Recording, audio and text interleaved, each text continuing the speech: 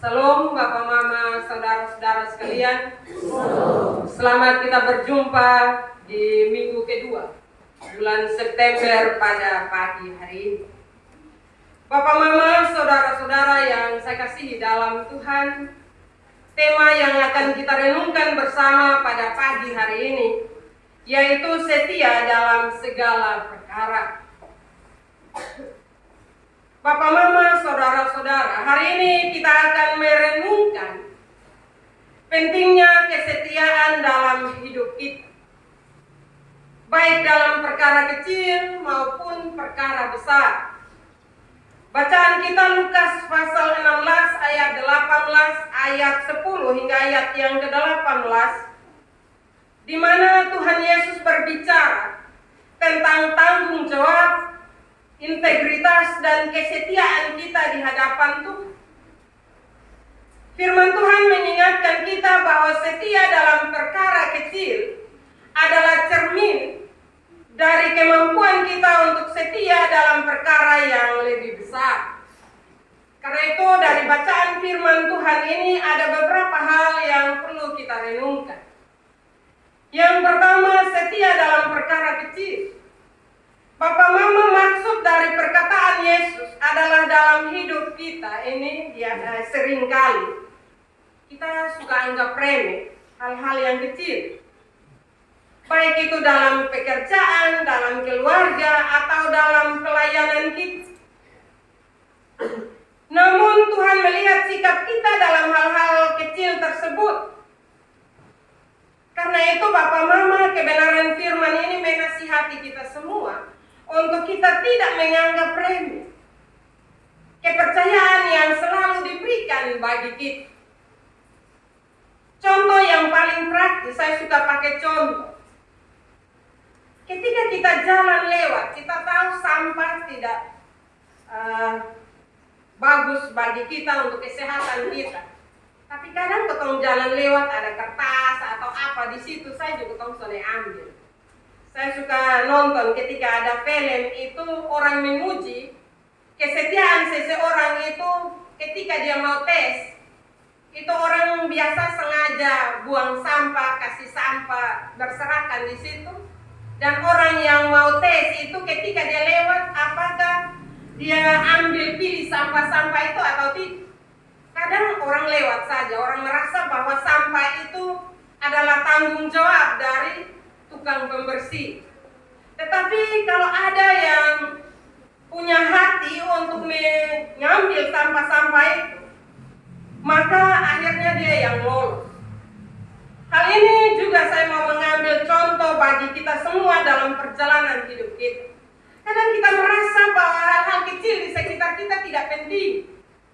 Kita kalau dipercayakan hal-hal yang besar, baru kita merasa bahwa itu suatu tanggung jawab yang baik. Karena itu Bapak Mama, saudara-saudara yang saya kasihi dalam Tuhan kita Yesus Kristus, jika kita bisa dipercayai dengan tugas dan tanggung jawab yang kecil, maka Tuhan tahu kita siap untuk hal-hal yang lebih besar. Contoh nyata bisa kita lihat dalam pekerjaan sehari-hari. Apakah kita jujur ketika kita diberi sebuah tanggung jawab? Apakah kita jujur melakukannya? Atau kita mengatakan bahwa itu ada orang yang lihat dan lewat saja? Apakah kita setia menepati janji-janji kita? Walaupun hal itu kecil sekalipun. Bapak Mama, setia dalam perkara kecil menunjukkan integritas kita dan bagaimana kita bisa dipercaya oleh Tuhan dan juga oleh dalam kehidupan sesama untuk menjalankan hal-hal yang kecil sekalipun. Hal yang kedua, setia dalam hal-hal duniawi. Itu kita bisa baca dalam ayat 11 hingga ayat yang ke-12. Dalam ayat 11 hingga ayat yang ke-12, Bapak Mama, Tuhan Yesus menunjukkan perbandingan antara harta duniawi dan harta surgawi. Tuhan ingin melihat bagaimana kita mengelola apa yang kita miliki sekarang, termasuk di dalamnya sumber daya yang bersifat sementara, sebelum kita dipercayakan untuk mengelola hal yang lebih besar dan kekal dalam kehidupan kita. Mengelola keuangan dengan bijak dan bertanggung jawab termasuk dalam berdiakonia adalah bagian dari kesetiaan kepada Tuhan. Bapak, Mama, saudara-saudara, kesetiaan kita diukur dari cara kita menggunakan berkat-berkat yang sementara dipercayakan dalam kehidupan kita.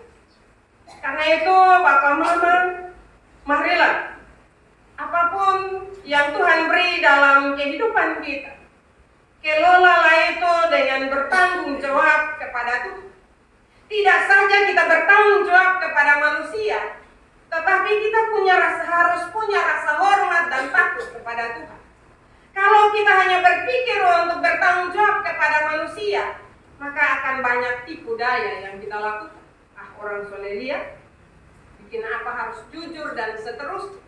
Tetapi ketika kita berpikir bahwa Tuhan mempercayakan kepada kita berkat dan kita mengelolanya dengan takut dan taat kepada Tuhan, Bapak, Mama, maka pengelolaan kita akan berjalan dengan baik dan akhirnya ada sukacita dan damai sejahtera yang kita miliki. Sadar atau tidak, Bapak, Mama, dalam hal pengelolaan berkat atau keuangan, kadang kita lebih banyak tipunya. Bapak, Mama, jangan marah saya kalau saya omong begitu. Kadang dalam hal-hal kecil kita juga menyatakan Mam tua sentau, Bapak tua sentau dan seterusnya. Nah, karena itu marilah kita jujur dalam mengelola berkat. Karena firman Tuhan jelas menyatakannya kepada kita lewat kebenaran firman Tuhan pada pagi hari ini. Hal yang ketiga, tidak dapat mengabdi kepada dua tuan, ayat yang ke-13. Saudara-saudara yang dikasihi Tuhan Yesus, kesetiaan kita diuji melalui siapa yang kita layani. Apakah hidup kita dipersembahkan untuk Tuhan atau justru lebih setia pada hal-hal duniawi? Seperti untuk kekayaan, kekuasaan, atau ambisi pribadi. Jika hati kita terpecah atau mendua, maka kita tidak bisa setia sepenuhnya kepada Tuhan. Karena itu Bapak, Mama, saudara-saudara yang saya kasih di dalam Tuhan, kita perlu memeriksa prioritas hidup kita. Apakah kita lebih mementingkan atau mencari kekayaan duniawi ini daripada melayani Tuhan? Kekayaan penting. Kalau kita tidak punya uang, mau bagaimana? Segala sesuatu sekarang ditentukan oleh uang. Karena itu Bapak, Mama, kekayaan penting dalam kehidupan kita. Tapi jangan sampai itu menjadi skala prioritas dan akhirnya kita melupakan Tuhan. Saat ini sadar atau tidak dalam perjalanan kehidupan kita, berbicara tentang kesetiaan, benar-benar kita diuji. Mana yang kita harus dahulukan? Lebih banyak kita mendahulukan hal-hal duniawi ini. Lebih banyak kita lebih setia kepada hal-hal duniawi ini daripada hal-hal surgawi. Contoh paling praktis dalam kehidupan kita. Ketika kita diminta untuk datang kerja bakti di gereja, itu ada berapa banyak orang yang mau datang kerja bakti. Kadang kita berpikir orang lain. Tetapi coba Bapak, Mama, kalau minta maaf kalau saya harus omong. Bapak mau marah silakan. Tapi coba kalau kita bilang kumpul keluarga. Soalnya ada satu orang keluarga sendiri, Bapak, Mama. Kenapa kita melakukan hal itu? Karena kalau ketemu pergi, orang bilang apa? Tetapi ketika misalnya kerja bakti atau ibadat minggu, kita mau datang gereja, kita hitung-hitung, berapa jam? Ini tahu kita putar-putar di situ saja, Yesus tahu itu. Akhirnya kita juga tidak memberi diri. Tapi kalau acara rekreasi biasa, semua orang butuh rekreasi. Tapi rekreasi kadang potong bikin hari Minggu, Bapak Mama. Akhirnya kita lebih pilih rekreasi daripada kita beribadah kepada Tuhan. Kesetiaan kita diuji, Bapak Mama. Kita akan selalu diperhadapkan dengan hal-hal duniawi ini yang menggiurkan kita. Skala prioritas kita apa yang kita dahulukan? Dunia punya atau sorga punya? Kadang dunia punya kita jalan, kita tidak kompromi. Tetapi kalau Tuhan punya, kita lebih banyak kompromi, Bapak Mama. Karena itu kebenaran firman Tuhan pada pagi hari ini. Ketika kita mengabdi kepada dua Tuhan, maka pasti satu akan korban. Hidup kita juga akan korban. Karena itu Bapak Mama, saudara-saudara, dalam menjalani hidup ini, walaupun kesetiaan kita diuji dengan berbagai hal di sekitar kita yang menggiurkan kehidupan kita, tetapi mari sebagai orang beriman sekali lagi kita harus menentukan skala prioritas. Karena firman Tuhan jelas, kalau cari dahulu kerajaan Allah, maka segala sesuatu yang kita harapkan itu akan ditambahkan bagi kita. Tapi kadang kita anggap remeh firman itu. Kita punya sejumlah cita-cita, kita punya sejumlah harapan, tetapi mau datang di hadirat Tuhan, kita hitung setengah mati. Karena itu belajarlah untuk setia. Firman Tuhan bilang, setialah dalam perkara-perkara kecil. Perkara kecil itu adalah ada di hadirat Tuhan, itu kita anggap perkara kecil itu. Tetapi ketika kita setia, Bapak Mama, apa harapan kita? Apa keinginan kita? Tuhan akan memperhitungkan semua kesetiaan kita. Dan ketika kita minta, kita celaka, Tuhan akan kasih sembuh kita. Bukan berarti kita setia dengan Tuhan, soalnya celaka, soalnya sakit, dan seterusnya, tidak. Tapi pasti Tuhan menolong kita dengan caranya. Karena itu Bapak Mama, marilah belajar untuk buat skala prioritas di hadirat Tuhan. Apapun tawaran kita, kalau hari Minggu kita harus berkata tidak untuk jam 6, yang berkesempatan jam 6 atau berkesempatan jam 8. Habis baru ketumpi ikut itu kegiatan, berbagai kegiatan. Atau contoh misalnya para petani saat ini. Hari Minggu alasan jaga burung. Akhirnya kita jauh dari kehendak Tuhan. Padahal itu semua itu berkat Tuhan yang kasih. Saya percaya dengan iman yang sungguh ketika kita berdoa, Tuhan di burung-burung itu Tuhan yang ciptakan. Jadi Tuhan tolong jaga itu padi-padi di sawah sana. Kalau hal itu terjadi, percaya bahwa Bapak Mama padi di sawah dong aman. Tapi alasan kita terlalu banyak. Ini kalau ketompi gereja padi dong habis. Nah, habis apa yang kasih? Sumbernya siapa? Demikian juga contoh-contoh praktis yang lain. Karena itu marilah kesetiaan kita mulailah dari hal-hal yang kecil, terutama memberi diri kesetiaan kita di hadirat Tuhan. Percaya bahwa hal-hal yang besar Tuhan akan percayakan dalam kehidupan kita. Atau contoh yang terakhir, saya pakai banyak contoh. Ketika kita dipercayakan untuk jadi majelis jemaat, aduh ini ketemu alasan banyak ini Bapak Mama. Alasan terlalu banyak. Tetapi ketika dipercayakan satu kepercayaan yang lain, itu ketemu semua mau.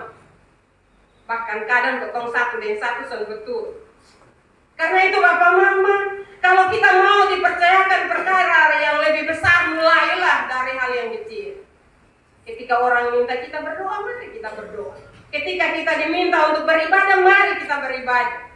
Semua keinginan dan harapan kita percaya bahwa ketika kita setia dalam hal-hal kecil itu, Tuhan akan memperhitungkannya dan Dia akan mempercayakan kepercayaan yang lebih besar dalam kehidupan kita untuk kita jalani atau kita kelola. Hal yang keempat, Bapak Mama, peneguhan hukum dan kesetiaan. Ayat 16 sampai 18.